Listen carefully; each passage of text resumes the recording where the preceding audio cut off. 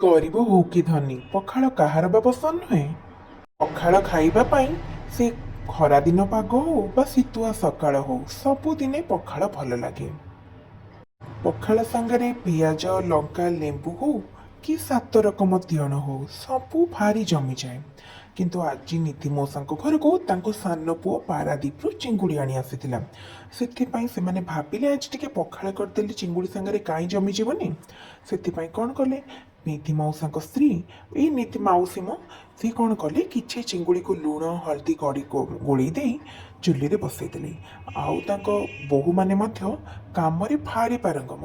କିଏ ଚିଙ୍ଗୁଡ଼ିକୁ ଛେଚିକି ଚିଙ୍ଗୁଡ଼ି ଛେଚା କରିଦେଲା ତ କିଏ ଚିଙ୍ଗୁଡ଼ିକୁ ସୋରିଷ ମସଲା ଦେଇ ମସଲା ଭଜା କରିଦେଲାଣି। ଆଜି ତାଙ୍କ ଘରେ ଖାଲି ପଖାଳକୁ ଚିଙ୍ଗୁଡ଼ି। ଦେଖନ୍ତୁ କିଏ କ'ଣ କରି ଖାଉଛନ୍ତି।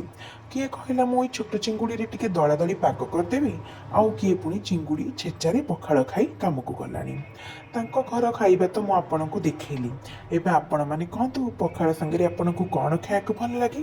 ଏଇ ଦଳାଦଳି ପାଗଟା ପୁରା ପଖାଳ ସାଙ୍ଗରେ ବେଶ ଜମେ। ସେଥିପାଇଁ ଶୁଖୁଆ ସାଙ୍ଗରେ ହଉ ବା ଚିଙ୍ଗୁଡ଼ି ସାଙ୍ଗରେ ହଉ ଏଇ ଦଳାଦଳି ପାଗ ଟିକେ କରି ଯଦି ଆପଣ ଶୀତୁଆ ସକାଳରେ ଖାଉଛନ୍ତି ତାହେଲେ ପଖାଳର ମଜା ଆହୁରି ବଢ଼ିଯିବ।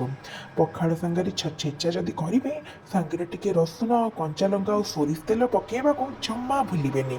ସେଇଟା ପରା ତାର ମେନ୍ ଜିନିଷ। ଏଇଭଳି ଭାବରେ ଗୋଟେ ଚିଙ୍ଗୁଡ଼ି ଛେଚାଟେ ବନେଇ ଦେଇ ନିଧି ମଉସାଙ୍କ ସାନ ପୁଅ ନିଜେ ପଖାଳ ମେଞ୍ଚେ ବାଢ଼ି ଦେଲା।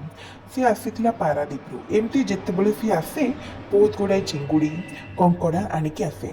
ନହେଲେ ତାଙ୍କର ବା ଚିଙ୍ଗୁଡ଼ି କଙ୍କଡ଼ା କ'ଣ ସବୁବେଳେ ମାର୍କେଟରୁ ଯାଇ କିଣି ଆଣିପାରିବେ। କିନ୍ତୁ ପଖାଳ ସାଙ୍ଗରେ ଖାଇବା ପାଇଁ ଖାଲି ଚିଙ୍ଗୁଡ଼ି କାହିଁକି, ଆପଣ ଯାହା ବି କରନ୍ତୁ ନା ନାହିଁ, ପଖାଳ ସାଙ୍ଗରେ ଖାଇବା ପାଇଁ ତାହା ବହୁତ ଭଲ ଲାଗେ। ଭିଡ଼ିଓ ଭଲ ଲାଗିଲେ ଲାଇକ୍ କରିବେ।